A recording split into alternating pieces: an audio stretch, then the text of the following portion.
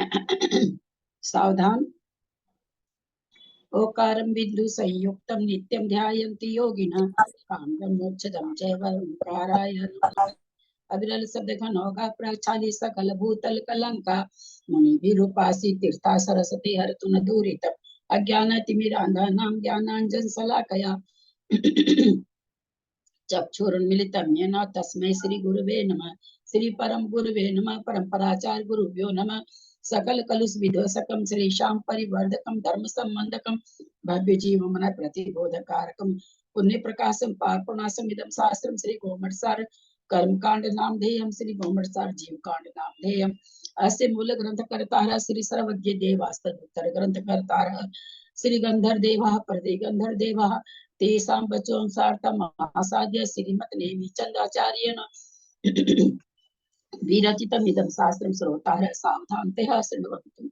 मंगलम भगवान वीरो मंगलम गौतमो गनि मंगलम कुंद कुंदादो जैन धर्मोस्तु मंगलम सर्वमंगल मंगल्यम सर्वकल्याणकारकम प्रधानम सर्वधर्मानां जैनम जयतु शासनम जैनम जयतु शासनम जैनम जयतु शासनम सरस्वती नमस्तुभ्यं वरदे कामरूपिणी विद्यारंभं करिष्यामि सिद्धिर्भवतु मे सदा।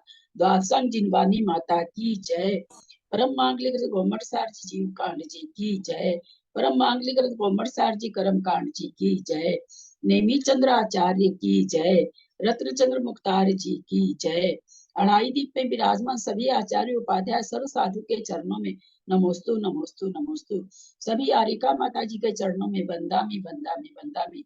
सभी छुल्लक छुल्लिका एलक के चरणों में इच्छामी इच्छामी इच्छामी। सभी प्रतिमाधारी के चरणों में वंदना वंदना वंदना। ग्रुप में विराजमान पूज्य बाबू जी नेमीचंद भाई साहब और भी जो पूज्य जन है सबका सादर चरण स्पर्श। सभी से सादर जय जिनेन्द्र।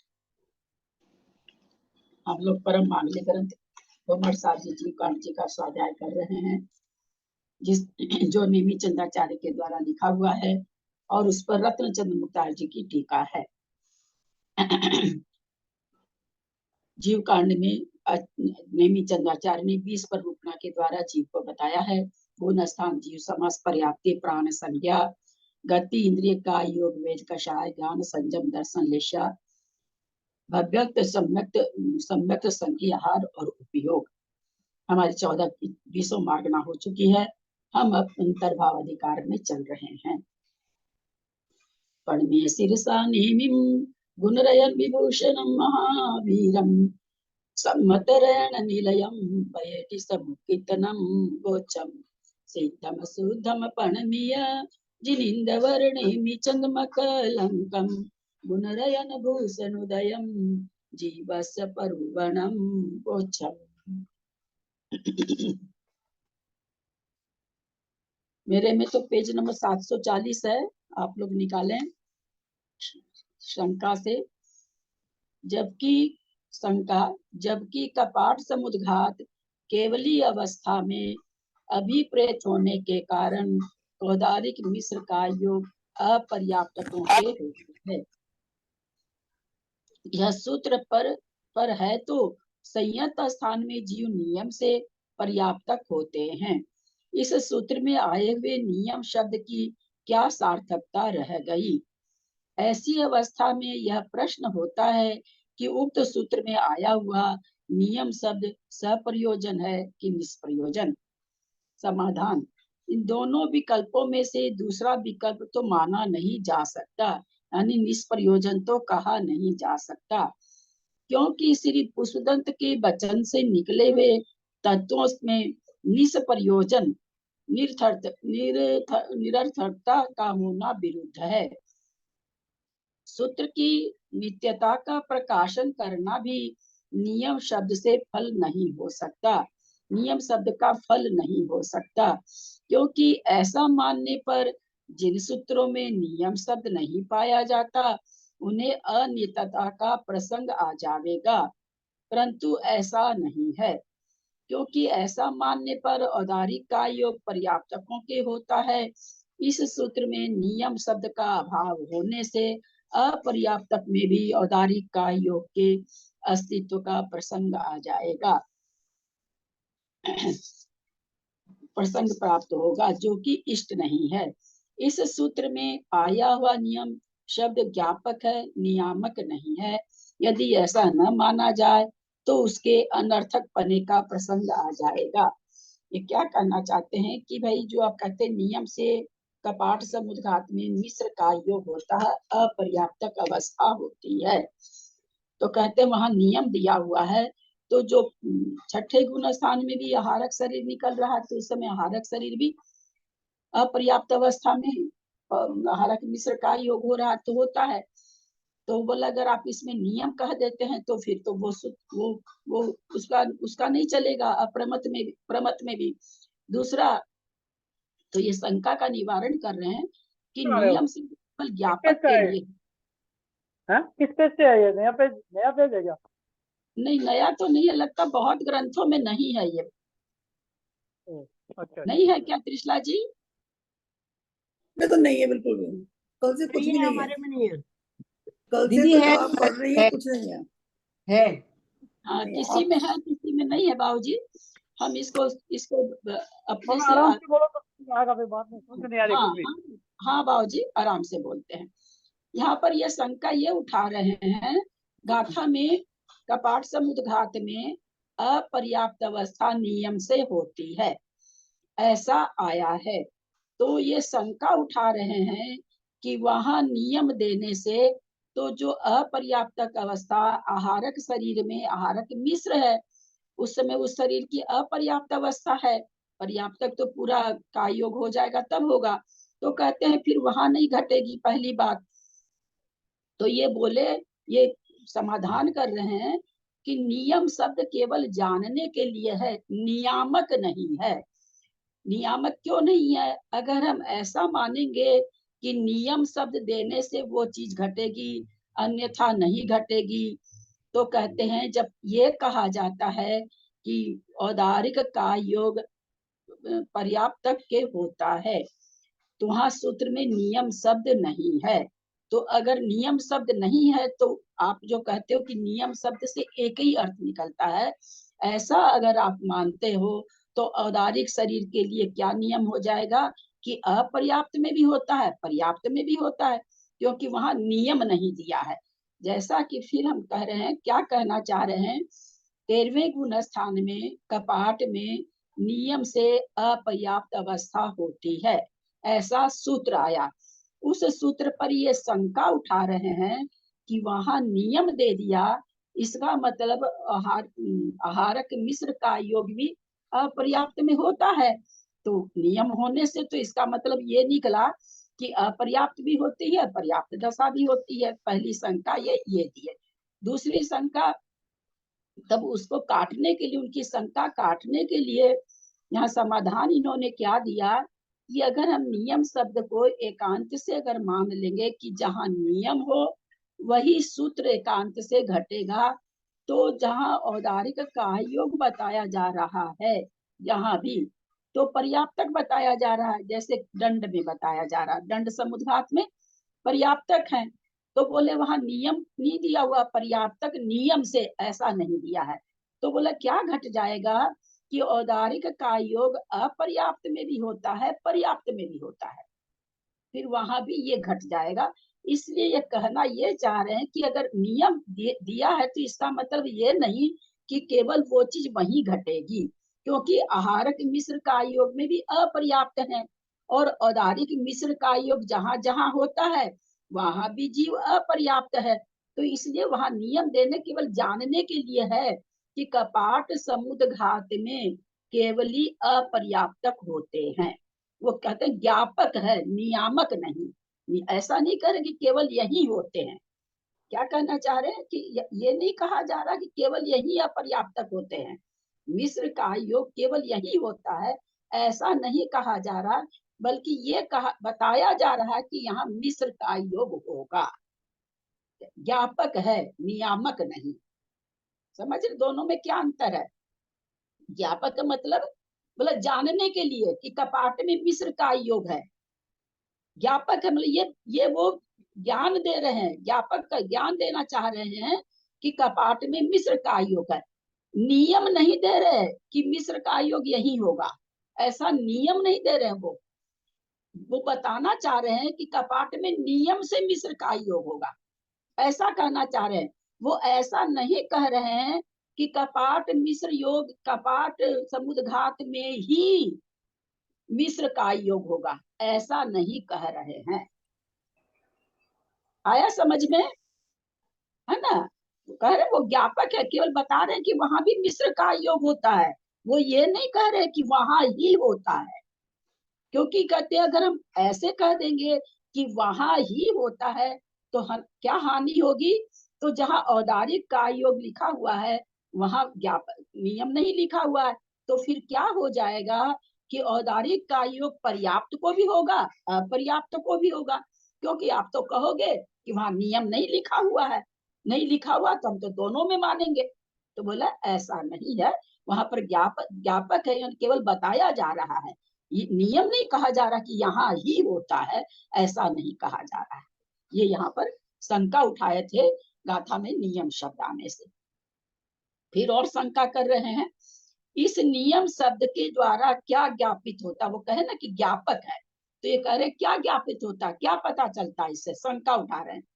समाधान, इससे यह ज्ञापित होता है कि सम्यक मिथ्या दृष्टि, संयता संयत और संयत स्थान में जीव नियम से पर्याप्तक होते हैं। बोले यहाँ इसलिए ये बताने से क्या पता चल गया कि भाई ये जितने भी गुण स्थान हैं, 1 2 4 को छोड़ करके बाकी सारे नियम से पर्याप्तक होंगे। इससे ये पता चल रहा कि भाई एक तो कपाट में मिश्र होगा और एक इसमें होगा पहले दूसरे चौथे और छठे गुण स्थान में और 13वें गुण स्थान में। तो कहते इस तरह से ये चीज बताई जा रही है। यह सूत्र अनित्य है, अपने विषय में सर्वत्र समान प्रवृत्ति का नाम नित्यता है। बोला अनित्य और नित्य में क्या अंतर है कि जो सिद्धांत बताए वो सिद्धांत कहीं भी बाधित नहीं होता है, तो उस सिद्धांत को क्या कहा जाता है, नित्य। उसमें नित्य लगा दिया जाता है। तो ये कहना चाह रहे हैं कि कपाट में हमने नित्य लगाया, वो सदैव नित्य है। एक तो वो कारण बताए, दूसरा कारण क्या कह रहे हैं कि हमने वहां जो नित्य लगाया है, क्योंकि कपाट में नित्य है, हमेशा यही गुण स्थान, हमेशा मिश्र का योग होगा, हमेशा अपर्याप्त अवस्था होगी। इसलिए वहां पर ये बताने के लिए कि कपाट समुद्घात में हमेशा ही अपर्याप्त अवस्था होगी, इसलिए वहां पर नियम लगाया गया कि नियम से। अपने विषय में फिर कहते हैं कि नित्य प्रवृत्ति का नाम नित्यता है। नित्य किसको कहते हैं कि वो प्रवृत्ति हमेशा बनी रहे, चाहे भूचाल आ जाए, चाहे कोई भी काल हो, चाहे कैसे भी हो, कितने भी समुद्घात कर रहे हो, कितने भी जीव, सबके साथ वही घटेगा कि कपाट समुद्घात में सबका ही मिश्र का योग होगा, ये नित्य है। फिर और दे रहे हैं, और अपने विषय में ही, अपने ही विषय में कहीं प्रवृत्ति हो कहीं न हो, वह अनित्यता है। अपने ही विषय में कभी तो भाई कपाट में मिश्र का योग हो रहा है, कभी नहीं हो रहा। अगर ऐसा होता तो उसमें अनित्यपना बनता। समझ रहे हैं ना? क्योंकि हमेशा ही आवाज आ रही है ठीक आप लोगों को, हमेशा ही मिश्र का योग होता है। तो कहते इसलिए वहां पर नियम दिया गया है, इसलिए नहीं दिया गया कि केवल वही होता है। कितनी सुंदर तर्कना दी हुई है, मतलब बार बार कितनी बढ़िया से समझा रहे हैं। बोले हम ये नहीं कह रहे हैं कि कपाट में ही होता है, पर कपाट में होगा ही, हम ये कह रहे हैं। में ही नहीं कह रहे हैं कपाट में ही होगा, ऐसा नहीं कह रहे, कपाट में होगा जब भी तो मिश्र का योग होगा। यानी इसलिए मैंने नियम लगाया है। नियम इसलिए नहीं लगाया कि और कहीं नहीं होगा, इसलिए हमने नियम शब्द नहीं लगाया है। इससे उत्तर शरीर को उत्पन्न करने वाले सम्यक मिथ्या दृष्टि, संयता संयत, संयतों के कपाट प्रतर और लोकपूर्ण समुद्घात को प्राप्त केवलियों के अपर्याप्तपना सिद्ध हो जाता है। शंका, आरंभ किया हुआ शरीर जिसका जो जिसमें अपूर्ण है, जिसके अपूर्ण है वह अपर्याप्त है। शरीर पर्याप्त शुरू किया, पर्याप्ति पूर्ण नहीं हुई, शंका उठा रहे हैं तो उसको अपर्याप्त कहते हैं। परंतु संयोगी अवस्था में शरीर का आरंभ तो होता नहीं, अतः संयोगी के अपर्याप्तपना नहीं बन सकता। कहते अपर्याप्तपना कहाँ कहते हैं? जहाँ शरीर धारण करने के लिए आता है, शरीर की पर्याप्ति पूर्ण नहीं होती है तो अपर्याप्त कहते हैं। संयोगी केवल तो पर्याप्त अवस्था में बैठे हुए हैं, ऐसा तो है नहीं कि उनकी देह छिन्न भिन्न हो गई है, फिर उसमें अपर्याप्तपना कैसे घटेगा, ऐसी शंका कर रहे हैं। समाधान नहीं, क्योंकि कपाट आदि समुद्घात अवस्था में संयोगी जिन 6 पर्याप्ति रूप शक्ति से रहित होते हैं, अतएव वे अपर्याप्त हैं। क्या कहना चाह रहे हैं? जो संयोगी जिन बैठे हुए हैं, जिनका समुद्घात हो रहा है, जिस शरीर के साथ वो बैठे हैं, उस शरीर में 6 पर्याप्ति के योग्य कोई भी काम नहीं हो रहा। जैसे न तो आहार वर्गना ग्रहण कर रहे, नो कर्म वर्गना ग्रहण नहीं कर रहे, कोई इंद्रियों की प्राप्ति रूप जो इंद्रियों की वर्गना वो ग्रहण नहीं कर रहे, मनोवर्गना ग्रहण नहीं कर रहे, भाषा वर्गना ग्रहण नहीं कर रहे। ऐसा जो पर्याप्ति के लिए जो 6 वर्गना ली जाती है, उनको वे ग्रहण नहीं कर रहे, अतएव वे अपर्याप्त हैं। समझ में आ रहा है ना? कहीं तो नो कर्म वर्गना है तो हर समय जीव ग्रहण करता ना, तो योगी जिन नहीं करते उस टाइम नो कर्म वर्गनाओं का ग्रहण तो सुंदर, बहुत अच्छा। जब तक कपाट दंड होता है तब तक तो नो कर्म वर्गना ग्रहण हो रही है। जैसे ही कपाट समुद्घात हो जाता है, कपाट समुद्घात में औदारिक और मिश्र हो रही है, वो अपर्याप्त अवस्था हो जाती है ना, मिश्र का योग। और कार्मन और उसमें तो लोक पूरन में तो पूरा ही अपर्याप्त हो गए, क्योंकि वहां पर तो औदारिक शरीर वर्गना भी ग्रहण नहीं कर रहे हैं।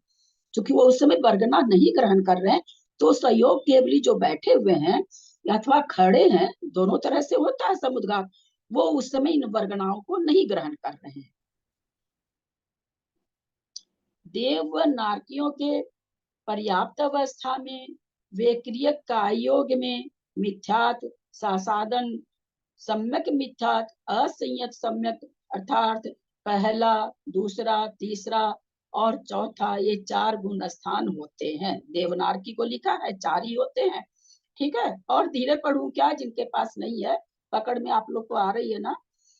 इन्हीं के शेयर कर दीजिए ना प्लीज, स्क्रीन शेयर या कुछ। मैं कल उससे सीखी नहीं पोती से। इस कल कौन भेजा था? जैसा भेज दीजिए, वो स्टूडेंट ग्रुप में कल किन्हीं ने भेजा था ना। अब सुनिए, देवनारकी को अभी कौन से पेज पे है? हमें तो पाया नहीं, आप कहाँ से पढ़ा रही हैं? हमने तो बहुत ढूंढ लिया। बहुत लोगों को हमारे में नहीं है, हमारी बुक्स में नहीं है। अच्छा, हमारी बुक्स में नहीं है, तभी तो मैं ढूंढ रही हूँ बहुत देर। ये पैराग्राफ है जी 745 पेज में, लास्ट का पैराग्राफ है मुक्तियार जी की ग्रंथ में। हाँ, अब सुनेंगे, 745 में लास्ट पैराग्राफ है।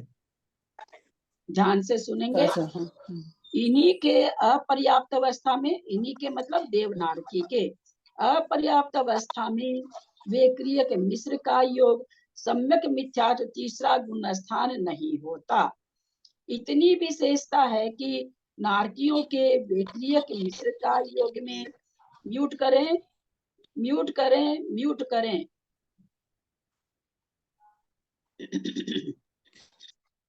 इतनी विशेषता है कि नारकियों के वेक्रिय के मिश्र का योग में सासादन दूसरा गुण स्थान भी नहीं होता। ठीक है, हम लोग इसको समझे थे बहुत बहुत अच्छी तरह से कि नरक में जो जाता है उसके दूसरा गुण स्थान नहीं होता। यानी दूसरे गुण स्थान के साथ कौन सी प्रकृति उदय में नहीं आएगी? कौन को नियम से, मेरा पहले पूरा प्रश्न को पूरा करने दीजिए, मैं फिर और समझा के बोल रही हूँ। दूसरे गुण स्थान के साथ नियम से कौन सी प्रकृति उदय में नहीं आएगी? नरक गत्यानुपूर्वी के साथ नरक गति नियम से नरक दूसरे अनंतानुबंधी। नरक अयो आयु अयो अयो अयो, पहले सुनिए, मैं प्रश्न 3 बार दोहरा रही हूँ, इसीलिए रुक रुक के दोहरा रही हूँ कि आपका कहीं पर लग जाए उपयोग। दूसरे गुण स्थान में नियम से, एकांत से कौन सा कर्म उदय में नहीं आएगा, कर्म प्रकृति उदय में नहीं आएगी। किसी ने बोला अनंतानुबंधी, एक मिनट, नरक गत्यानुपूर्वी। चतुर्दशी, जब तक मैं बोलूं आप में से कोई भी नहीं बोलेगा। नहीं, मुझे वो सबको म्यूट करने वाला चालू करना पड़ेगा। अगर आप लोग नियम को फॉलो नहीं करेंगे, मैं बहुत गले पे जोर दे के बोलती हूँ। मेरा प्रश्न समझिए, चीज समझिए पहले। इतनी हड़बड़, सिद्धांत का उत्तर हम लोगों से कोई पूछता तो झट से नहीं दे पाते हैं, इतना जल्दी मत करा करिए। किसी ने कहा अनंतानुबंधी, क्या नारकी के अनंतानुबंधी का उदय नहीं है? दूसरे किसी ने क्या कहा? आयु। अरे भैया, अब आयु तो चारों प्रकार की होती है। फिर से, इसलिए ध्यान से सुनिए मेरे प्रश्न को। सासाधन गुण स्थान में, हाँ भाव जी, ठीक है आपका उत्तर। सासाधन गुण स्थान में ऐसी कौन सी प्रकृति है जो नियम से उदय में नहीं आएगी? मिथ्या। विद्यार्थी है। मिथ्या। नरक गत्यानुपूर्वी, नियम से उदय में नहीं आएगी, क्योंकि तो मैंने उसमें तो यही बताया था, यही बताया था मैंने तो, नरक गत्यानुपूर्वी बोली। मुझे मंजू जी, आप लोग हाँ। थोड़ा भी प्लीज उल्टा मत समझिएगा, अनुशासन नहीं, का नहीं। पालन करते नहीं है। 4 जन एक साथ जवाब देते हैं, अगर आपने जवाब ओ। दिया तो बहुत अच्छा, आपका उत्तर सही हो गया। मेरे कान तक आवाज नहीं आई थी आपकी, अनंतानुबंधी आवाज आई थी, नरक आयु आवाज आई थी, 2 आवाज आई थी मेरे कान तक, आपने दिया है तो बहुत अच्छा। क्योंकि क्या सासाधन गुण स्थानवर्ती के कभी भी नरक गत्यानुपूर्वी का उदय नहीं आएगा। नरक से निकलेगा तब तो नरक गत्यानुपूर्वी बनती नहीं है। मनुष्य में जाएगा तो मनुष्य गत्यानुपूर्वी बनेगा, त्रियंच में जाएगा त्रियंच गत्यानुपूर्वी बनेगी। तो कभी भी सासाधन गुण स्थान के साथ नरक गत्यानुपूर्वी का उदय नहीं आएगा, नियम से, एकांत से। ये सब तर्कना पुस्तकों में नहीं लिखी रहती है।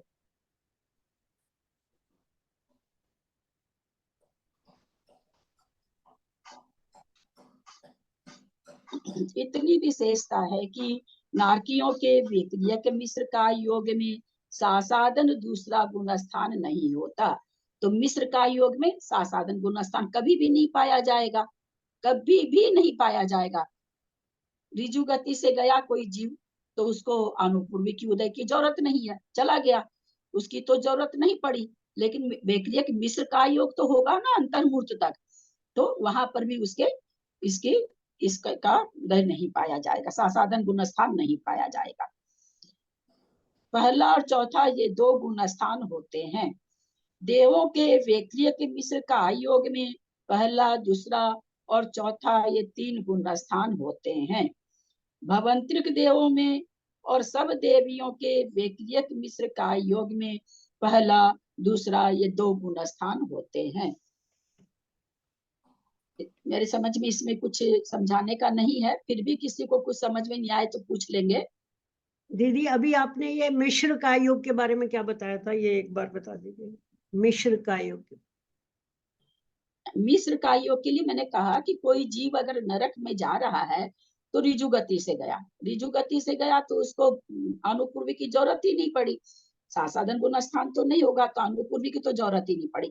लेकिन मिश्र का योग तो उसका होगा ना, तो मिश्र का योग में भी उसके सासाधन गुण स्थान नहीं होगा।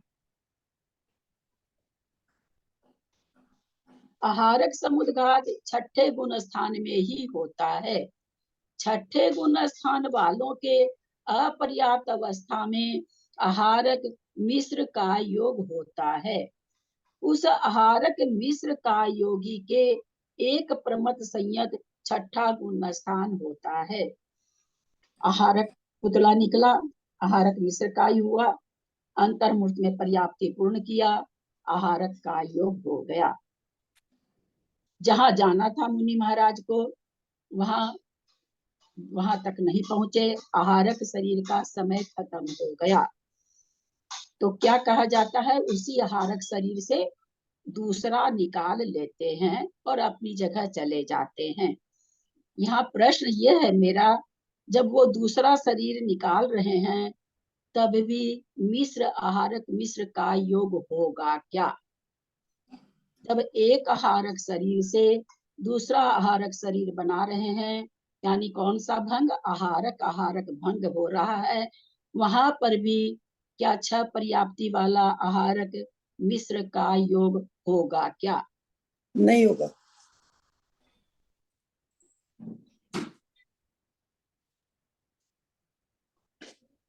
कोई कुछ बोलना चाह रहे हैं? मैंने कहा नहीं होगा।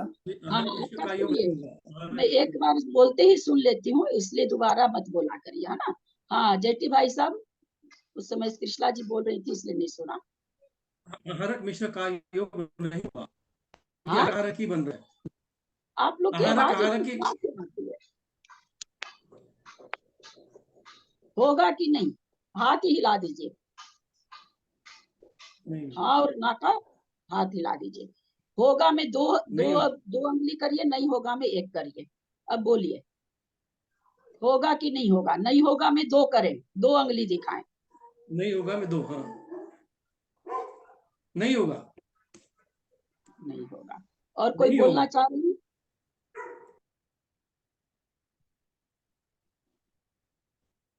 यानी यानी सब भ्रमित है, कंफर्म नहीं, इसलिए कोई उंगली नहीं दिखा रहा। होता तो जरूर दिखाता, इसका मतलब है कि नहीं होगा, है ना? आहारक से आहारक बना रहे हैं, वहां नहीं होगा। औदारिक से आहारक जब निकालते हैं तब मिश्र का योग होता है, ठीक है? उससे कई शरीर बना लेंगे वो। आहारक शरीर का पुतला निकला है और पता चल के ऊपर से देवों की पंक्ति जा रही है, देख के जान गया वो कि अरे कहीं पर तो पंच कल्याणक हो रहा है, तो शंका समाधान में भी चला गया और एक शरीर बना करके कल्याणक में भी चला गया। ऐसा होता है, तो वहां पर पर्याप्ति पूर्ण नहीं करनी होती है। आहारक से आहारक निकालने में मिश्र का योग नहीं होगा, सीधा शरीर निकल जाएगा। चलिए, उस आहारक मिश्र का योगी के एक प्रमथ संयत छठा गुण स्थान होता है। इस आहारक मिश्र का योग का काल अंतर मुहूर्त है, क्योंकि आहारक मिश्र का योगी का मरण नहीं होता है। किसका वो जो मुनि महाराज बैठे हैं उनका मरण होगा कि नहीं होगा? और ये आहारक शरीर निकला हुआ है, इसका मरण लिखा है, होगा कि नहीं होगा? मरण से क्या मतलब? ये महाराज जो बैठे हुए हैं उनका तो हो सकता है, लेकिन आरक मिश्र का योग का उसका नहीं होगा, आरक शरीर बनने से पहले। लेकिन महाराज शरीर का तो हो सकता है। उसका कब होता है? अगर उसकी समय अंतर मुहूर्त पूरा हो गया तो वो, और जिज्ञासा पूर्ण नहीं हुई तो उसी आहारक से वो दूसरा आहारक निकाल लेते हैं। और महाराज का मरण अगर हो गया तो सारे आत्मा के प्रदेश उस शरीर में आके मिल जाते हैं। पर्याप्ति मतलब नहीं तो फिर वो महाराज जी की शंका का समाधान क्या होता है फिर? जैसे वो निकला आहारक शरीर, मतलब शंका समाधान करे जा रहा है, उसके बीच में महाराज श्री का अगर देवलोक गमन हो गया तो उनकी शंका फिर क्या होता है? प्रदेश तो आ जाते हैं वापिस। वो अपनी शंका का समाधान करे बिना नहीं जाता। वो दूसरा हर, मान लो समय पूरा हो गया थोड़ी सी देर के लिए, तो दूसरा शरीर निकाल के समाधान, अपनी शंका समाधान करके अथवा जो भी करना चाह रहे हैं करके, और फिर वो शरीर जहाँ रहेगा आत्मा के प्रदेश, वो शरीर जहाँ भी उससे जुड़े हुए हैं, हम इसको ये समझे, ये वो तो जुड़े नहीं। वो इधर जा रहा है, अब ये शरीर मरण करके इधर जा रहा है तो वो यहाँ आके मिल जाएगा। ऐसे यहाँ थे तो यहाँ आके मिल जाता। वो तार यहाँ से भी जुड़े हुए हैं, वो तार ऐसे भी जुड़े हुए हैं, वो तार जो आत्मा के प्रदेश जुड़े हुए तो हैं, पर जो मुनिराज का देवलोक गमन हो गया, वो जिस कार्य के लिए उस पुतले को निकाले थे, तो वो कार्य उनकी दृष्टि में सिद्ध होता है या नहीं होता है? मतलब उनकी अपेक्षा से जिस कार्य के लिए आहारक शरीर निकलता है उस कार्य को करे बिना लौटता नहीं है। वो शरीर तो नहीं लौटता है, लेकिन अगर इधर उनका प्राणांत हो गया तो क्या होता है?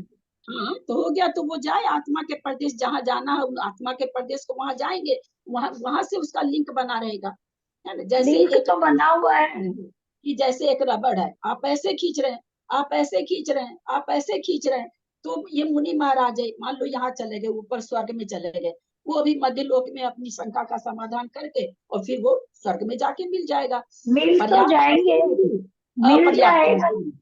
हाँ, नहीं मिल जाएंगे वो शरीर के वो प्रदेश तो, आत्म प्रदेश तो, पर जो उनके शंका थी उसका समाधान उनको मिले बिना ही मिलते हैं क्या? क्या होता है? बोल तो रहे हैं, ये बात तो बार बार बोल रहे हैं कि सर जिस कार्य, शंका हम बोल ही नहीं रहे हैं, जिस कार्य के लिए मुनि महाराज निकले हैं उस कार्य को पूरा करेंगे। उस शरीर से नहीं होता तो दूसरा शरीर बना के करते हैं, पर जिस कार्य के लिए वो निकला है शरीर, वो कार्य पूरा होके रहेगा।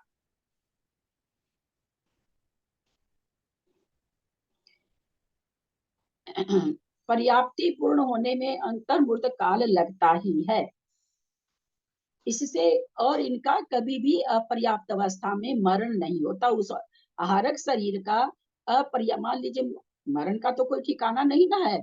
मिस्र का युग चल रहा है, मुनि महाराज का देहांत हो जाए, मरण हो जाए, ऐसा कहीं नहीं आया है कि मूल शरीर का मरण नहीं हो सकता है। ऐसा अभी तक पढ़ने में नहीं आया, और किसी ग्रंथों में होगा तो अभी तक देखने को नहीं मिला है कि मिस्र का युग मैं चल यही रहा तो है। पूछ रही हूँ, उनका मरण हो गया तो वो जिस कार्य के लिए वो आरक शरीर निकला था, तो वो कार्य पूरा हुए पहले ही उनका मरण हो गया, तो क्या हम होते उसमें? बार बार उसको क्या वही तो बता सिचुएशन? रही हूँ, कितनी बार तो ये सेंटेंस बोल दिया मैंने।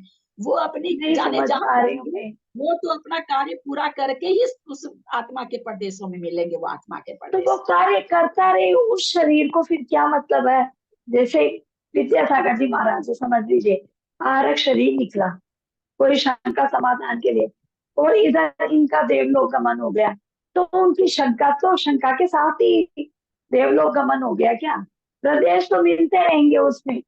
उस उनकी शंका उस समय उसमें थोड़ी है। शंका समाधान करने के लिए तो आहारक शरीर गया है, उसकी शंका है, वो शंका का समाधान कर रहा है। मुनि का मूल शरीर नहीं कर रहा शंका का समाधान। नहीं, मूल शरीर नहीं कर रहा है, पर जिज्ञासा तो मूल शरीर में तो ही है। तो उनकी जिज्ञासा आत्मा तो, आत्मा के प्रदेश तो जुड़े हुए हैं ना। जैसे ही उसकी शंका का समाधान हो गया तो मुनि महाराज की शंका का समाधान हो गया, है ना। तो जैसे वही तो ही बोल रहे हैं, उसके पहले ही अगर देवलोक गमन हो गया, समयवर्ती है वो तो, आयु का अंत तो जैसे अंतर्मूर्त में वो करेगा शंका समाधान, और उनका अंतर्मूर्त के बहुत पहले ही कल को देवलोक गमन हो गया, तो शंका उनके साथ ही जाती है। अरे मैं नहीं, ये नहीं क्या समझ पा रही। समझ ही नहीं रहे।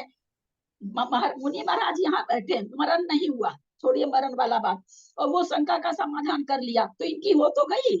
इन्हीं के आत्मा के प्रदेश अलग अलग नहीं है। वो जैसे ही समझ वहां के से मरण नहीं होने समाधान, पे तो हो गया। आप कुतर्क थोड़ा सा दे रही हैं, थोड़ी सी कुतर्क की ओर चली गई आप। जैसे ही वो पुतला शंका का समाधान किया, यहाँ मुनि महाराज का हो गया, इनका भी नहीं वो शंका तो का हो गया, समाधान। पर वो जा रहा है उसके बीच में, अगर उनका देवलोक गमन हो गया कि क्या पुतला फर्क वहां पड़ा? तक पहुंचा नहीं। क्या फर्क पड़ा? आपको बार बार समझा रहे हैं, आत्मा का दीदी प्रदेश दीदी ऐसे जुड़ा हुआ दीदी था, दीदी आत्मा का ये प्रदेश ऐसे हो गया, आत्मा का प्रदेश ऐसे हो गया। क्या फर्क पड़ा?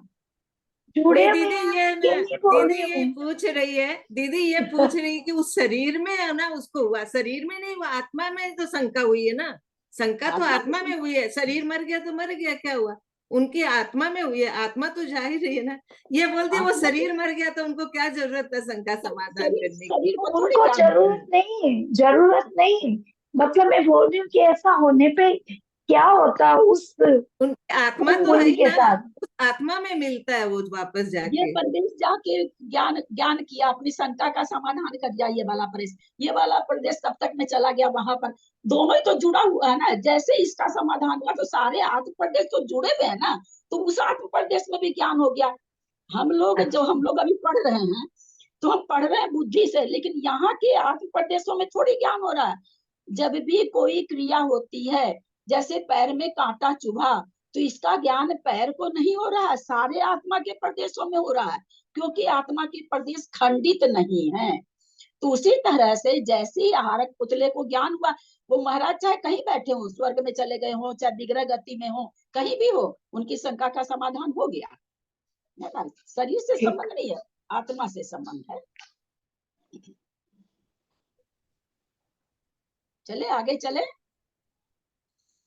औदारिक मिश्र का योग के समान कार्मण का नहीं, मेरा योग में एक मिनट ये बोल रहे हैं मंजू जी कि यदि वो शंका का समाधान करने जा रहे हैं, आहारक शरीर उनका जा रहा है, उसके बीच में शंका का समाधान के पहले ही उनका मरण हो जाता है, मतलब आहारक पुतला निकलने के पहले ही, तो उस शंका का क्या होगा? इनका ये मतलब है। वो थोड़ी वो कह रही समझ है में आ गया मेरे को समझ में आ गया, अभी आपने बताया। शंका को आप लोग सब मुझे समझाने पे क्यों तुल गए? आप लोग नहीं, उनकी मेरे को शंका समझ रही हो, मैं नहीं समझ रही हूँ। आप लोग ऐसा क्यों भाव बना लिए? नहीं, मेरे को भी नहीं समझ में आया कि आखिर बीच में यदि वो फिर आपको भी शंका का आपने वो समाधान। इसमें कैसे ग्रहित कर ली कि मेरे को नहीं समझ में आया? और वो बार बार कहा जा रहा है कि हमारा पुतला अगर निकल गया तो पर्याप्ति भी पूर्ण करेगा और शंका का साफ शुरू से ही तो हम ये चीज बोल रहे हैं ना। मुनि महाराज का कुछ भी हो, हाँ, उसी पर्याय से, उसी शरीर से कोई भी योग नहीं होगा, चलेंगे फिरेंगे नहीं, आहार ग्रहण नहीं करेंगे, लेटेंगे नहीं। जिस अवस्था में आहारक शरीर निकला है उसी अवस्था में जब तक पुतला लौट के नहीं आएगा वे वैसे ही रहेंगे। मरण हो जाएगा तो वो कार्मन शरीर, औदारिक शरीर से कोई भी कार्य नहीं होगा।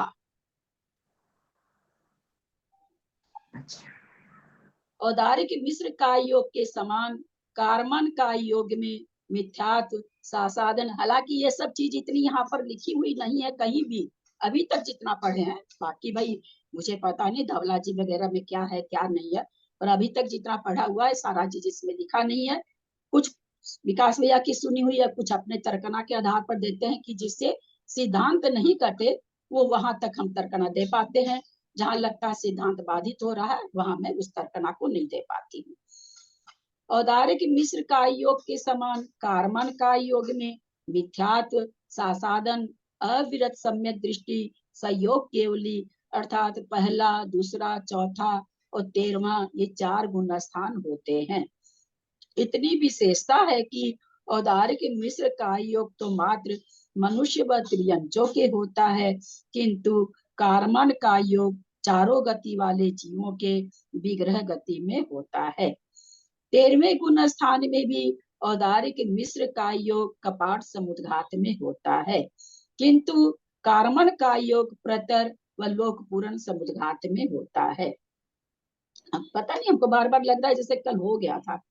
कपाट समुद्घात के समय 14 राजू आयाम से 7 राजू, हाँ ये हो गया था, ये वाला चीज याद आ रहा है मेरे को, विस्तार से अथवा 14 राजू आयाम से और 1 राजू आदि लेकर बढ़े हुए विस्तार से व्याप्त जीवों के प्रदेशों का संख्यात अंगुल की अवगाहना वाले पूर्व शरीर के संबंध नहीं हो सकता। क्या कहना चाह रहे हैं? कपाट समुद्घात के समय 14 राजू आयाम से 7 राजू विस्तार से अथवा 14 राजू आयाम ने लंबाई और 1 राजू, कम से कम कपाट समुद्घात कितना चौड़ा होगा और ज्यादा से ज्यादा कपाट समुद्घात कितना चौड़ा होगा?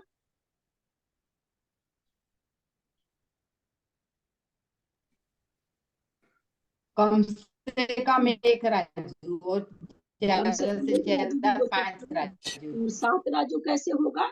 जब पूर्वाभिमुख होकर करेंगे तो 7 राजू भी हो जाएगा। जीव विस्तार से आदि से पूर्वाभिमुख मतलब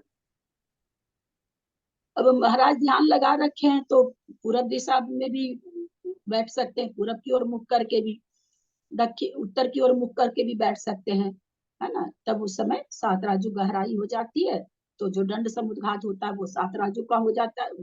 दंड समुद्घात जो चौड़ाई होता है उस समय चौड़ाई में 7 राजू फैलते हैं।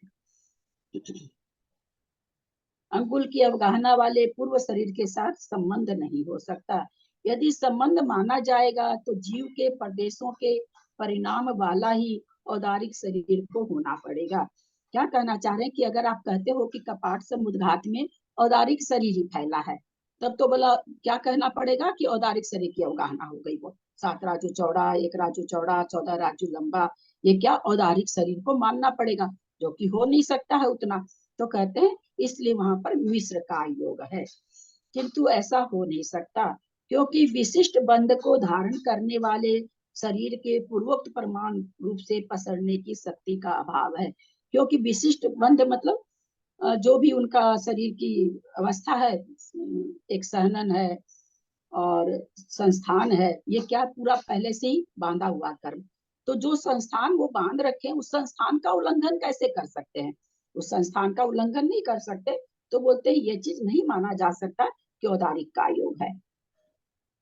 यदि मूल शरीर के प्रसन्न शक्ति मानी जाए तो उनके औदारिक मिश्र व कारमान योग नहीं बन सकता। अगर मूल शरीर को ही आप मान लो कि नहीं वही बढ़ रहा है, तो फिर मिश्र का योग की जरूरत ही नहीं रही और न कारमान का योग की रही, मूल शरीर ही सब जगह फैल गया।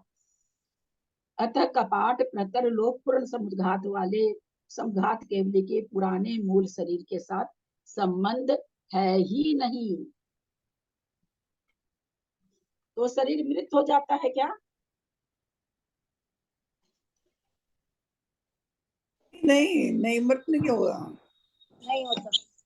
उस शरीर प्रमाण आत्मा के प्रदेश शरीर में ही है, कि पूरा पूरा लोग को एक एक प्रदेश पर एक एक आत्मा के प्रदेश होने हैं।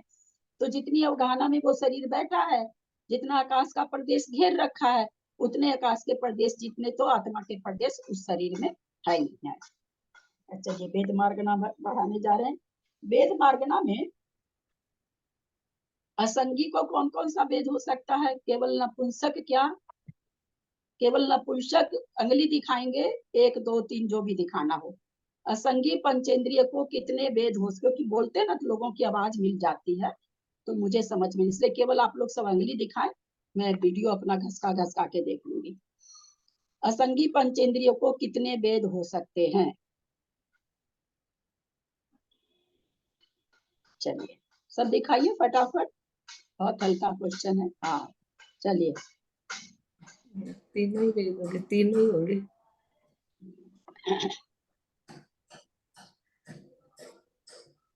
भाई अब तो बोलना भी नहीं है, आप लोग को गला भी नहीं दुखाना है, अंगली उठाने लायक शक्ति तो हमारे में है अभी।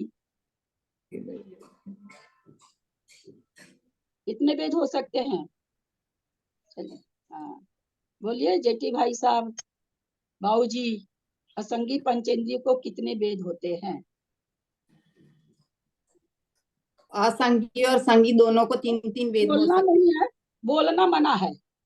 मैं सबकी अंगली देख रही हूँ, एकदम चिंता नहीं करिए। बीना जी की, आपकी, जेठी भाई साहब की, सुशीला जी की, सबकी दिख रही है मेरे को। जितने लोग दिखा रहे हैं, क्योंकि वीडियो जिनका ऑन है वही दिखाएंगे, बाकी लोग तो दिखाएंगे नहीं। बाबूजी संशय में है हाँ हाँ, क्या? कितने कितने वेद होंगे? तीनों वेद हो सकते हैं, हाँ तीनों वेद होते हैं। चलिए अनीता जी 1, सरला जी,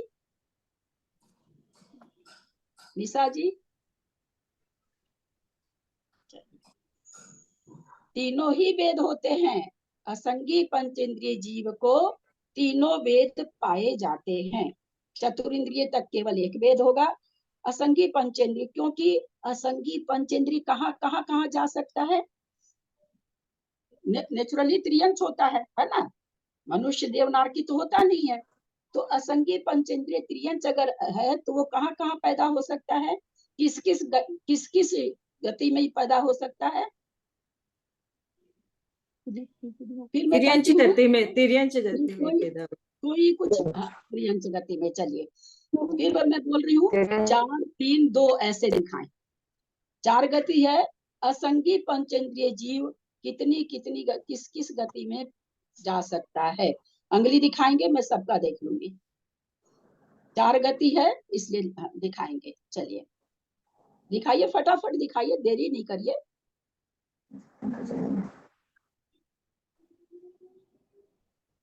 चलिए मंजू जी, जयपुर मंजू जी कितना अंगली दिखाई? पता नहीं चला। 1, चलिए 3, सरला जी 4, नीता 4, 2।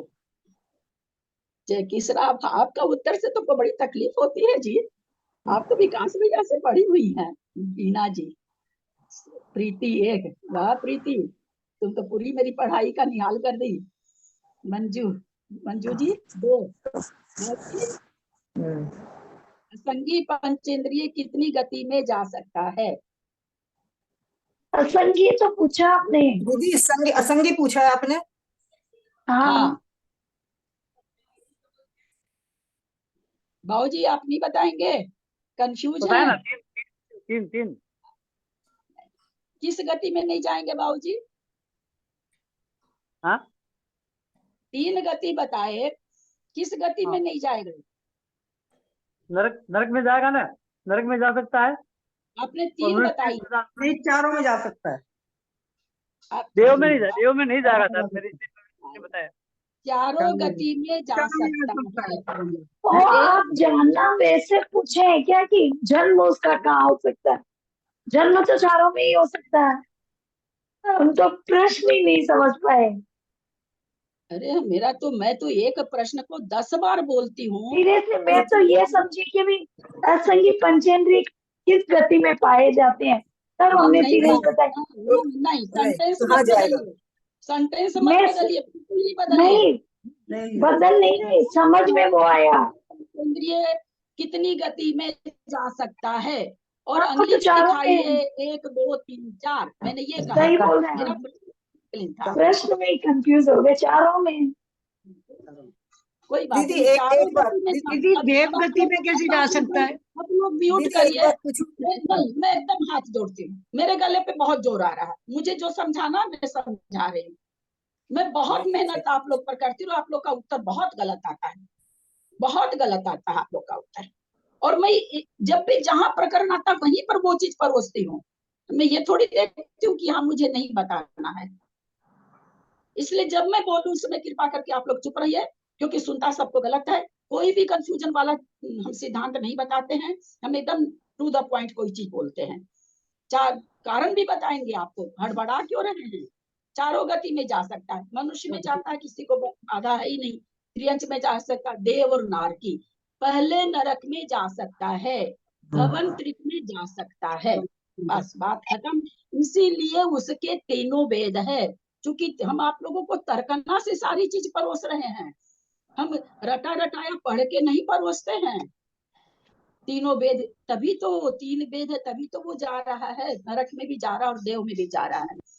केवल पुरुष नपुंसक वेद वाला देव में भी जा रहा है, देव में भी जा रहा है।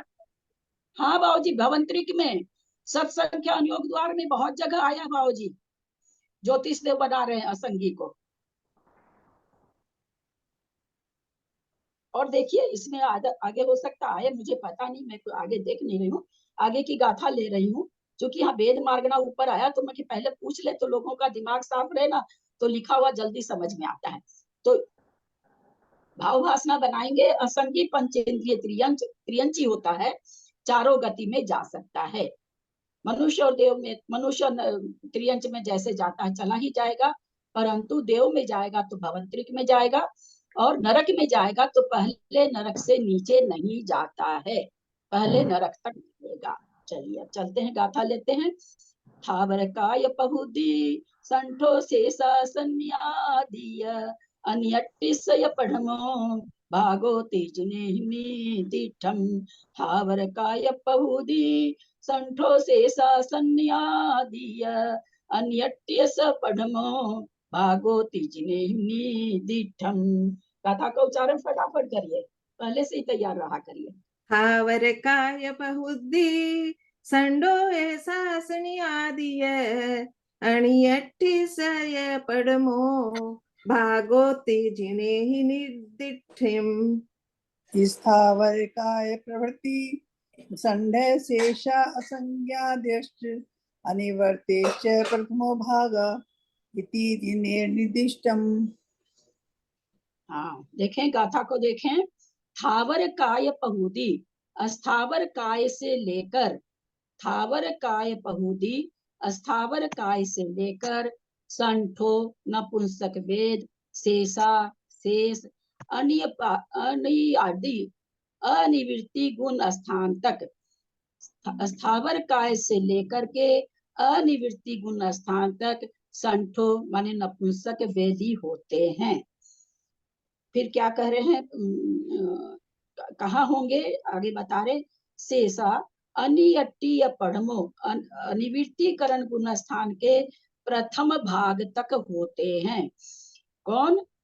नपुंसक वेदी। नपुंसक वेदी कहाँ से कहाँ तक होंगे? तो बोले थावर काय से, सॉरी असन्नी आदि है आगे का सेंटेंस, मेरे को अनियट्टी सा दिखा, तो थोड़ी सी आंख में भी तकलीफ हो रखी तो पूरा दिखता भी नहीं है। एक बार फिर से अर्थ कर रहे हैं, अर्थ थोड़े मेरे से गलती हो गया है। थावर काय पहुदी, अस्थावर काय से लेकर संठो नपुंसक वेद। फिर नीचे आ जाइए, अनियट्टी सय पढ़मो अनिवृत्ति गुण स्थान के प्रथम भाग तक होता है। फिर से अस्थावर काय से लेकर संठो माने नपुंसक वेद अनियट्टी या पद्मो अनिवृत्ति गुण स्थान के प्रथम भाग तक होता है। शेषा और शेषा से मतलब स्त्री वेद और पुरुष वेद, शेषा और दोनों जो वेद हैं असन्नी आदि असंगी से लेकर, क्या कह रहे हैं फिर, लेकर गुण स्थान के कहा गया अनियट्टस्य पढ़ो भागवती जिनेहिम निजिटम, असन्नी आदि से लेकर जो वापस वहां तक आ जाएगा असंगी शेष स्त्री वेद और पुरुष वेद असंगी से लेकर के अनियट्टी सा अनिवृत्ति गुण स्थान के सवेद भाग तक होते हैं। यहाँ सवेद भाग क्यों लिख दिया? मैं फिर से एक बार अर्थ कर रही हूँ, साथ थोड़ा सा जल्दी बोल गई मैं फिर से कर रही हूँ, एक एक शब्द का अर्थ ध्यान देंगे। थावर काय अस्थावर काय पहुदी से लेकर संठो नपुंसक वेद शेषा शेष असन्नी आदि असंगी इंद्रिय से असंगी से शुरू करके अनियट्टिस अनिवृत्तीकरण गुण स्थान यह पढ़मो और प्रथम भागोती भाग तक जिनेहिम नितिठम जिनेन्द्र भगवान ने कहा है। अथा अर्थ ये कह रही है कि अस्थावर काय से लेकर के अनिवृत्ति गुण स्थान के प्रथम भाग तक नपुंसक वेद होता है। शेषा जो शेष दो बच गए वो क्या कह रहे हैं, कहां से कहां तक होता है? पहला वाला नपुंसक वेद तो इन्होंने बता दिया, क्या असंगी से लेकर अनिवृत्ति गुण स्थान तक होता है। जो शेषा यानी दो बच गए, तो दो किसको होता है, कैसे होता है? तो दो वेद कहाँ से चालू होगा? असन्नी आदि असंगी से शुरू करके, पहला वाला स्थावर से शुरू किया, दूसरा वाला कहाँ से शुरू कर रहे हैं? असंगी से, और कहाँ तक? अनियट्टी सा अनिवृत्ति गुण स्थान के सवेद भाग, इसमें सवेद भाग बात नहीं आया है, सवेद भाग तक होगा। अब यहाँ पर सवेद क्यों बोल रहे हैं? क्योंकि अभी इस प्रथम भाग में नपुंसक वेद की बंध विच्छुति होती है, फिर दूसरे भाग में स्त्री वेद पुरुष वेद बात तक लगता है, तो इसलिए सवेद, क्योंकि वेद से दूसरे भाग में स्त्री वेद की विच्छुति होती है, सब चुप रहे, बाद में पुरुष वेद की। किसी के बोलने पर मुझे बोलने दिया कीजिए ना, फिर आप बोले, और आप मेरे से सही बोल रहे होंगे पर लोग आपको नहीं मानेगा मैं बोलूंगी वो। मंजू जी बोली है, उस पर रिएक्शन मुझे देने दीजिए ना। आपने क्या कहा कि पहले भाग में नपुंसक वेद की विच्छुति होती है, बंध विच्छुति। हाँ, बंध सत्व विच्छुति होती है, सत्व विच्छुति। फिर बोलने लगे बीच में, आप नहीं बोलिए ना, मैं रिक्वेस्ट करती हूँ, कोई गलत बोल रहा उसका निर्णय मुझे देने दीजिए ना। मंजू जी की दूसरी क्या बोली मुझे नहीं, मैं पहले वाक्य को ले रही हूँ।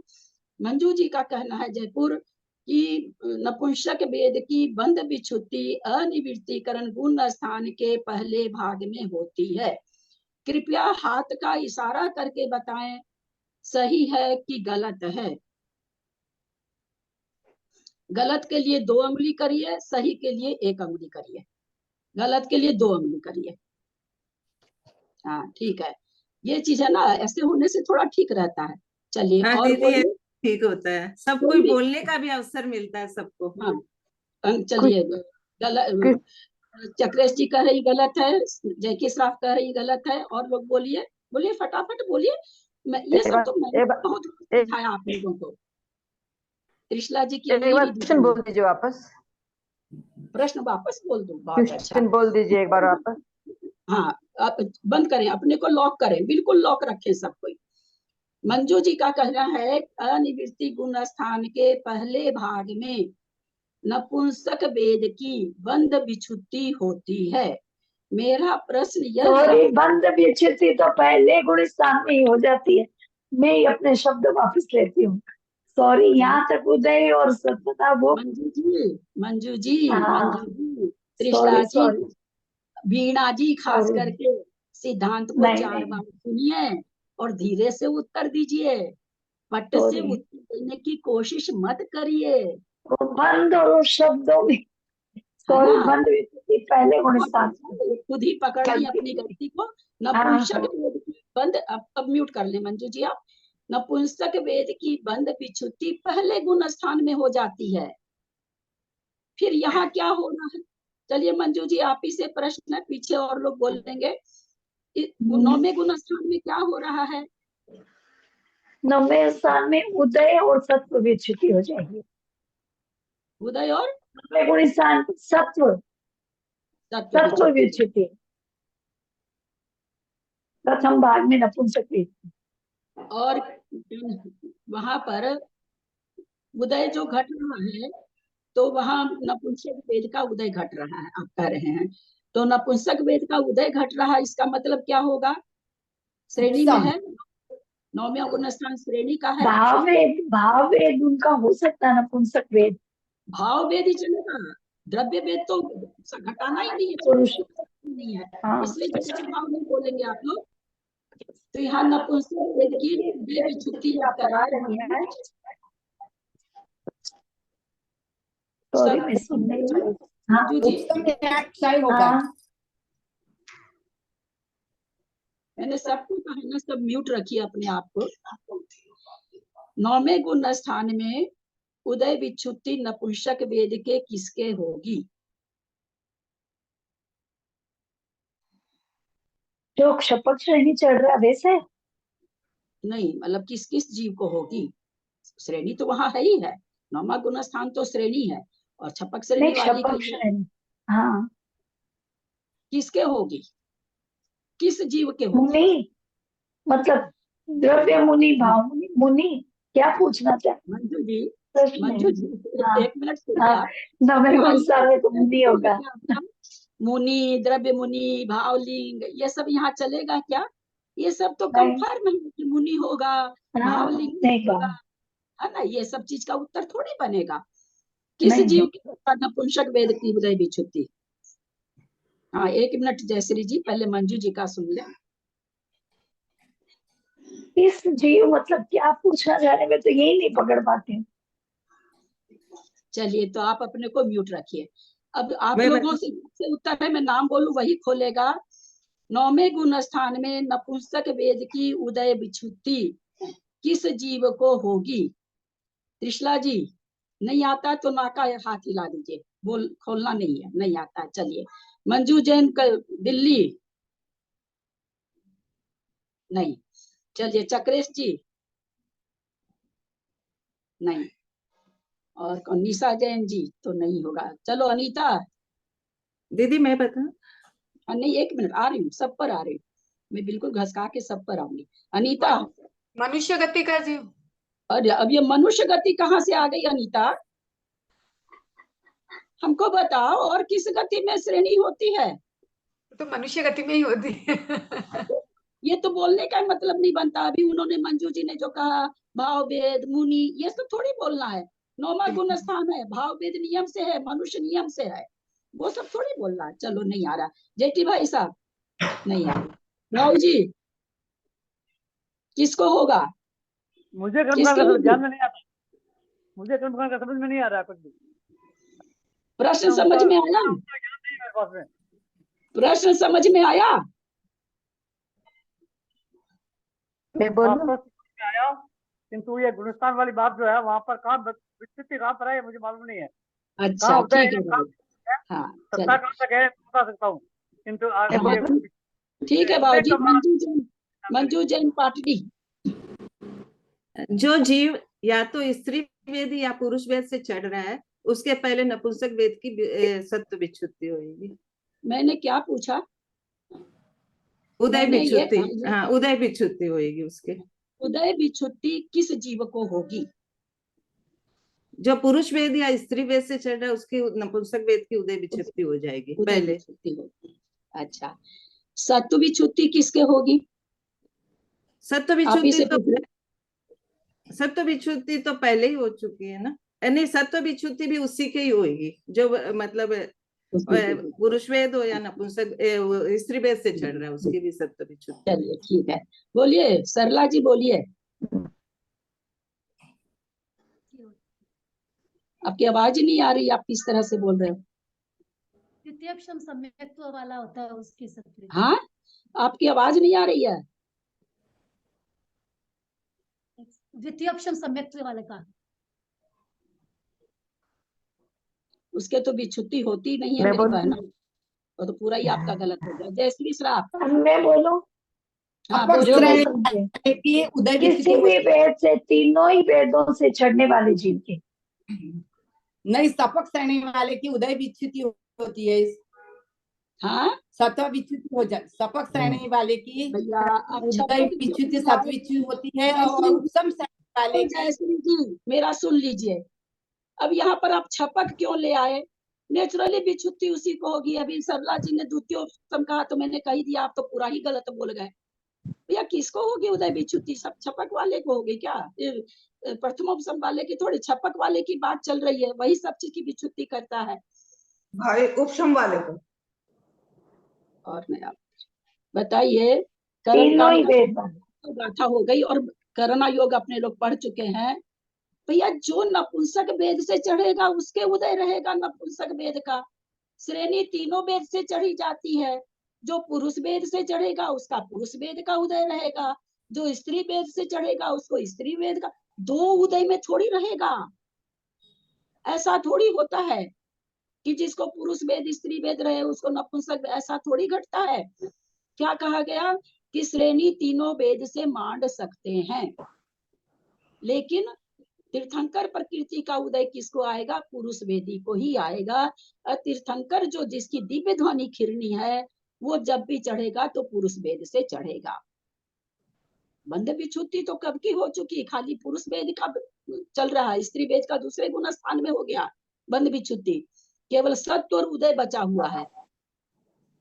तो जो पुरुष वेद से चढ़ेगा उसके पुरुष वेद का उदय रहेगा, जिसको स्त्री वेद से चढ़ेगा उसको स्त्री वेद का उदय रहेगा, जिसको नपुंसक वेद से चढ़ेगा उसको तभी तो तीनों वेद से मुक्ति बताई गई। कितना शीर्ष चक्र विधान सबको करते हैं हम लोग, पर वही है रटा रटाया सेंटेंस पढ़ लेते हैं, घर आ जाते हैं। इसीलिए सबको कहते हैं कि विधान से वो भाव भाषणा नहीं होती जो स्वाध्याय से होती है शीर्ष चक्र विधान में है कि तीनों वेद से श्रेणी चढ़ रहा, तीनों वेद से नाश करके सिद्ध बन रहे हैं। सिद्धों का जहाँ गुण का वर्णन है, बोला स्त्री वेद से आपने नाश किया, उससे किया, उसको तीनों वेद से श्रेणी मंडती है। तीनों वेद से श्रेणी मंडने का मतलब वेद से श्रेणी में चढ़ना, बाकी दोनों वेद का उदय नहीं रहेगा, किसी एक वेद का उदय रहेगा। सत्व वहां तीनों वेद का है। सत्व विच्छुत्ति सबसे पहले नपुंसक वेद की होगी, उसके बाद स्त्री वेद की होगी, उसके बाद सत्व विच्छुत्ति पुरुष वेद की होगी। दीदी मैंने तो ऐसा समझा कि उदय विच्छुत्ति किसकी होती है? हाँ, मैंने ऐसा सवाल समझा कि उदय विच्छुत्ति किसकी होती है? क्या किनकी होती है? उदय विच्छुत्ति नपुंसक वेद की कब होती है, ऐसा समझा था मैंने।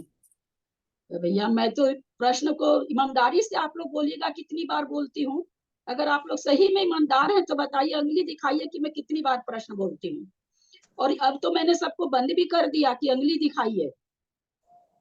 कितनी बार प्रश्न दोहराती हूँ, कितनी बार, और आप लोग का उत्तर तो मतलब प्रश्न के अलावा आ जाता है। सभी कई लोगों का द्वितीय उपसम में चढ़ता है, प्रथम उपसम में होगा, फलना होगा, ये होगा, क्या क्या क्या क्या चीज चुकी, पता नहीं हम लोग क्या पढ़े अभी तक, भगवान ही तीर्थंकर जाने। का आपने कुछ कहा था क्या? हाँ, तीर्थंकर के बारे में भी कुछ कहा था क्या उसमें आपने? हाँ, तीर्थंकर प्रकृति जिसके सत्ता में है, तीर्थंकर प्रकृति बंध तो सकती है तीनों वेद वालों को, लेकिन तीर्थंकर प्रकृति का उदय जब भी आएगा पुरुष वेद से ही आएगा। यानी कि कोई तीर्थंकर बनने वाले हैं जिस भाव में, अभी नरक में बैठे हैं वो श्रेणी का राजा, नपुंसक वेद है। यहाँ जिस समय बांधे उस समय तीनों वेद में से कोई वेद को होगा, कोई जरूरी नहीं कि पुरुष वेद हो।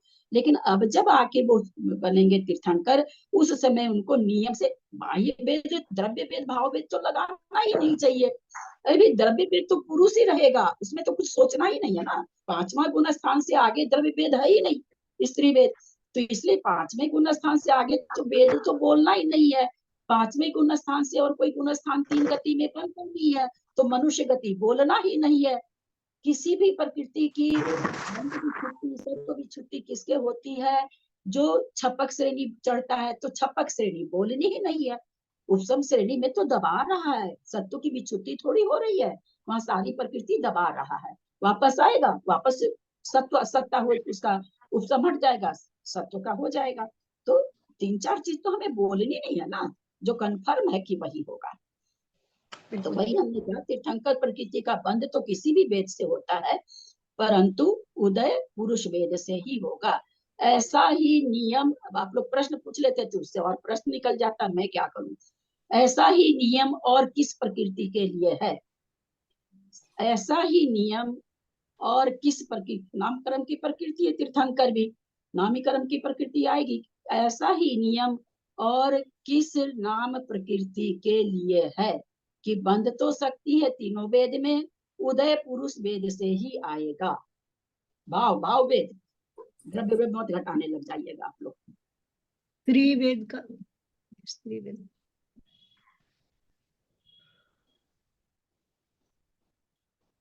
ऐसी तीनों लोक में बाजा बजाने वाली प्रकृति सब है, लेकिन हम लोग 2-3 प्रकृति भी याद नहीं रखते।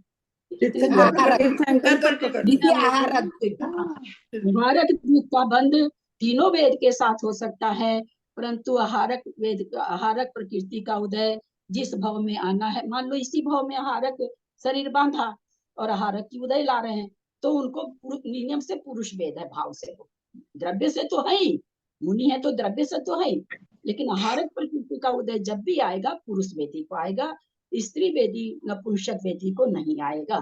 तो पारिशेष न्याय से क्या निकल गया कि कोई इसी भाव में आहारक शरीर का बंध कर रहा है, तो नियम से, और उदय भी इसी भाव में अगर ला रहा है, तो नियम से वो भाव से पुरुष वेदी है। अगर कोई स्त्री वेदी है, नपुंसक वेदी है, तो आहारक शरीर बांध तो लेगा, लेकिन अगर उसका वेद चेंज हो जाए तो भले, नहीं चेंज होगा तो वो नहीं उदय में ला सकता है। उदय में लाने के लिए पुरुष वेद ही चाहिए। चलिए, नपुंसक वेद में काल से लेकर हम लोग पढ़ रहे हैं अभी, नपुंसक वेद में स्थावर काल से लेकर अनुवृत्ति गुणस्थान तक प्रथम भाग तक होता है। तो ये प्रथम भाग क्या हो रहा है? प्रथम भाग में नियम से भी सत्व विच्छुत्ति हो जाएगी, वहां तक पाया जाता है नपुंसक वेद। नियम से सभी जीव को वहां तक वो वेद पाया जा सकता है। सत्व विच्छुत्ति, क्योंकि सारी प्रकृतियां सत्ता में है, इसी भाव में हम बांधे कोई जरूरी नहीं है। पिछले और पीछे के भाव से बांधी हुई प्रकृतियां हमारी सत्ता में रहती है ना। 70 कोड़ा कोड़ी का सत्व है अधिक से अधिक, तो पिछले भाव में हमने, इस भाव में हम नहीं बांध रखे हैं। पिछले भाव की बांधी हुई है सत्ता, बैठी हमारे सत्व में, तो वो कहाँ खत्म हो जाएगी? 9वें गुण स्थान के पहले भाग में सत्व विच्छुत्ति हो जाएगी। जैसे वेद का बाद में होता है, तो वेद का तो बहुत बाद में होता है।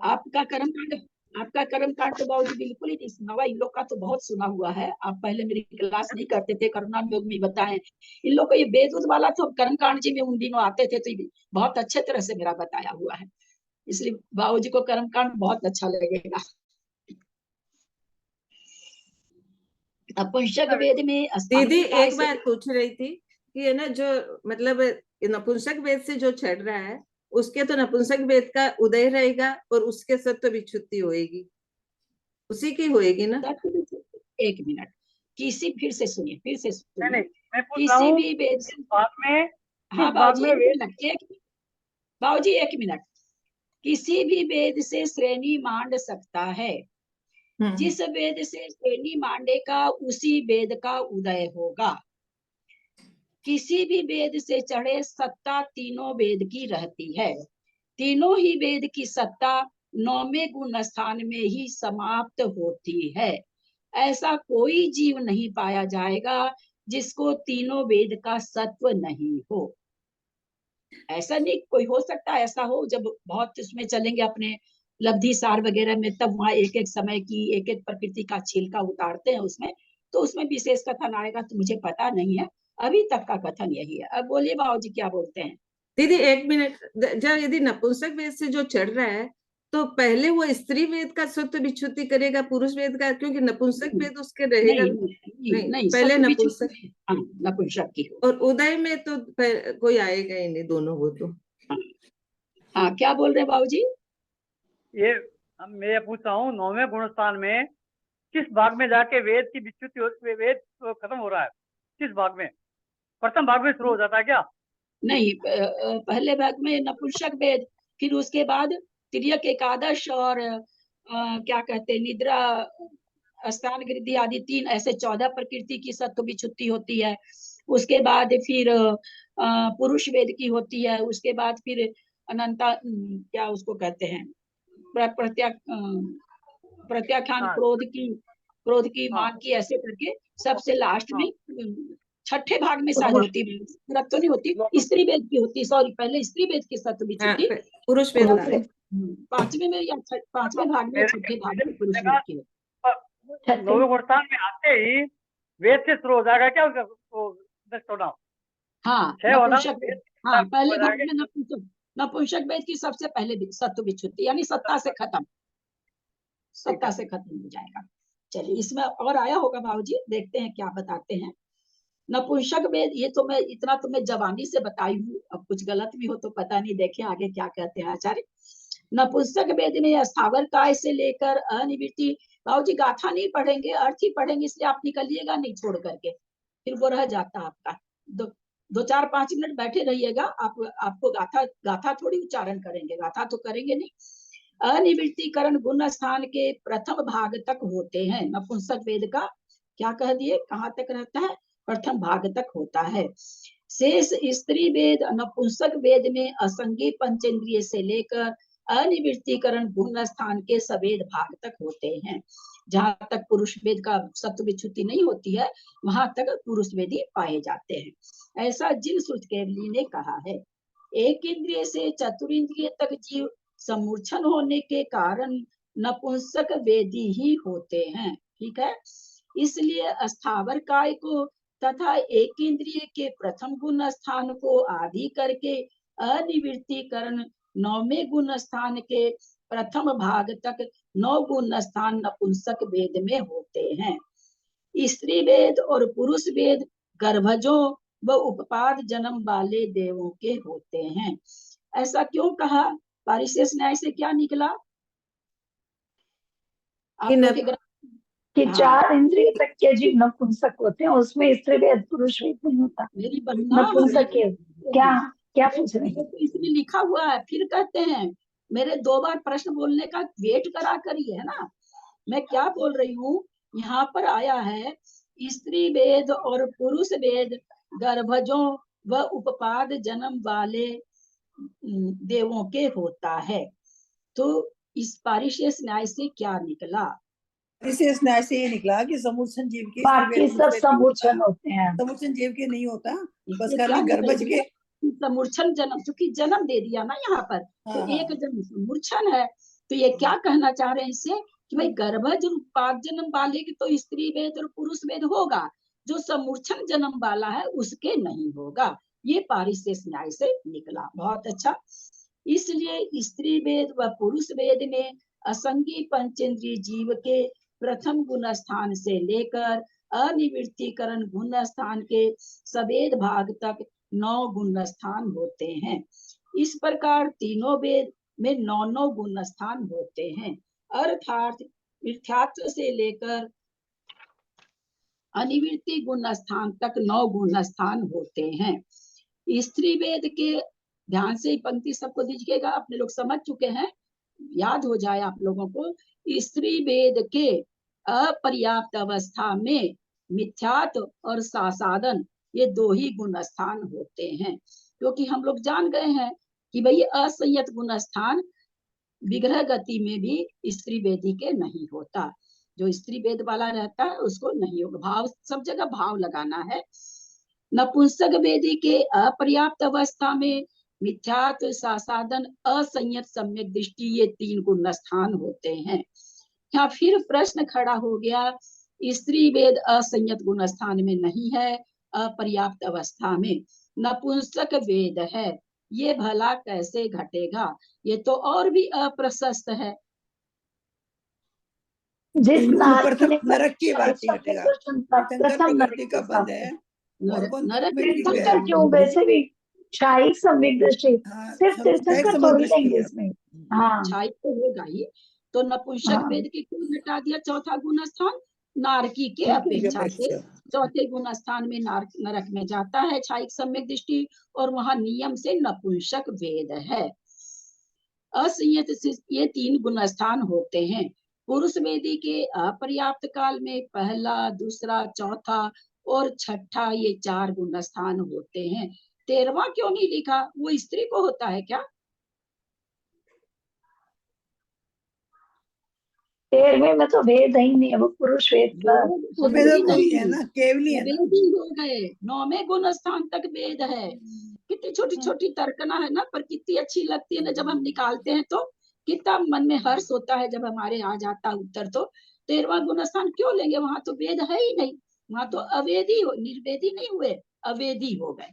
इस छठे गुण स्थान में तो वेद है और वहां भाई पुरुष वेद ही है। चलिए शंका, बस ये शंका और समाधान पढ़ के छोड़ते हैं। पुरुष वेदी में अपर्याप्त काल में छठा गुण स्थान क्यों ले दिया?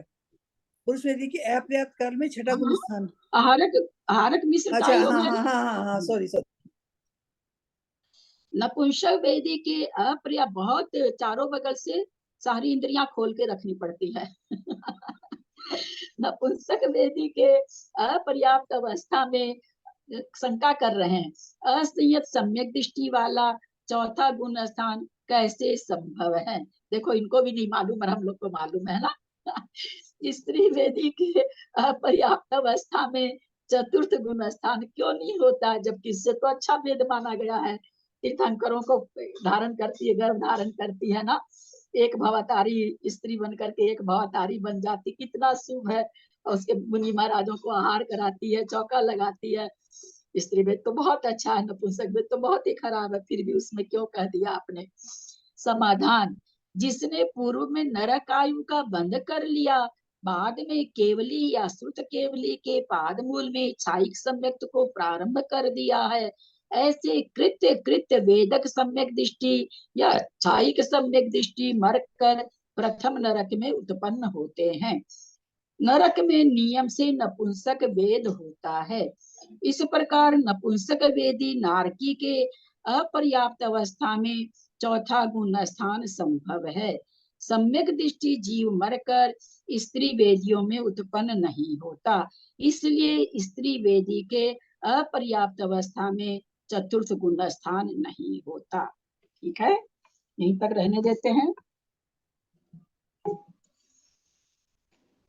आनंद आ रहा है कि नहीं सबको? इससे मतलब इस अधिकार में खास करके दीदी क्वेश्चन पूछने से ना भाव बहुत हो जाता है। ज्यादा आनंद आ रहा है, बहुत आनंद आ रहा है जी, बहुत ज्यादा। दीदी ये तरीका भी अच्छा है, आप है ना जब हाथ बोलते हैं ना उसी से पूछ लिए जिसको आता है, क्योंकि है ना सब एक साथ बोलते हैं तो उत्तर समझ में ही नहीं आता क्या। वही करेंगे अब सचमुच में। जो हाथ उठाया है तो सही हाँ। उत्तर जिसको आता है वो हाथ उठाएगा तो सही आंसर भी मिलेगा। क्या 9 परीक्षार्थियों में 9 सब दिए हैं। मंजू पाटनी जी को बहुत बहुत धन्यवाद, बधाई हो। आपके स्टूडेंट ग्रुप में मैसेज है, मेरे पास तो नहीं है। कल पद्म पुराण के द्वितीय पर्व से परीक्षा हुई थी, जिसमें कुल 42 परीक्षार्थियों ने भाग लिया। 11 परीक्षार्थियों को 60 में 60 अंक मिले हैं, जिनमें मंजू पाटनी जी जैन कलकत्ता सर्वोपरि रही हैं। हमको लगता है यहाँ सर्वोपरि उसी हिसाब से निकालते होंगे जो जल्दी दे देता होगा। जल्दी मुझे नहीं पता है सर्वोपरि से क्या यहाँ है, लेकिन वही होगा, समय कम ले और सारा सही हो, वही होना चाहिए मुझे लगता है। वो तो होगा मेरे ख्याल से, उससे निकाल लेते होगे ना, वो तो उससे सबसे निकाल पहले लेते होगे ना। हाँ, दीदी सबसे इसमें पहले ये भेजने वालों से, हाँ वही वही निकलेगा, वही निकलेगा। 9 परीक्षार्थियों में 58 अंक प्राप्त किए हैं, 5 को 56 अंक मिले हैं। इस परीक्षा में भाग लेने वाले प्रतिभागियों को बहुत बहुत बधाई। बहुत अच्छा। 11 के 11 लोगों को बहुत बहुत बहुत बहुत बधाई, और मंजू जी को स्पेशल बधाई। धन्यवाद दीदी, आपको प्रणाम, आपके कारण से ही सब होता है। हाँ बाबा, मेरे कारण से नहीं, उपादान की अपनी योग्यता है, मेरे कारण से वो तो सबका ही हो जाए ना। उपादान की अपनी योग्यता लगती है, उसमें उसका विशेष हो जाता है। चलिए, बहुत अच्छी बात है। अच्छा, मुझे भी बहुत अच्छा लगता। इस बार मैं नहीं दे पाई, मैं थोड़ी सी प्रॉब्लम ही होती मुझे देने से, थोड़ा देखने में पढ़ना हमको बहुत पड़ता है दिक्कत। दीदी, हाँ, हाँ, बहुत महीन लेकिन अक्षर है ना, हाँ, पढ़ना पड़ता है। पढ़ना पड़ता है। तो मैं पिछली बार तो करी तो थोड़ी मेरी तबीयत खराब ही हो गई थी, तो फिर मैं इस बार नहीं अटेम्प्ट करी। जबकि मेरा मन इसलिए रहता है, परीक्षा के हिसाब से नहीं, इस हिसाब से कि मेरा दोहराया जाए तो थोड़ा सा याद हो जाएगा मुझे, क्योंकि मेरे को याद थोड़ा प्रथमान योग कम ही होता है। नाम तो याद होता ही नहीं किसी का, मुझे होता ही नहीं। मैं अपने अपने एकदम जो निज के हैं, जो छोटे से मिले हुए हैं, उनका तो नाम याद है। और जो थोड़ी एज के बाद मिले, जैसे भतीजा के बहू लोग, भतीजी जो बच्चे बाद में, या भतीजा के बच्चे लोग, उनका किसी का भी नाम मुझे नहीं याद है, किसी का भी नहीं।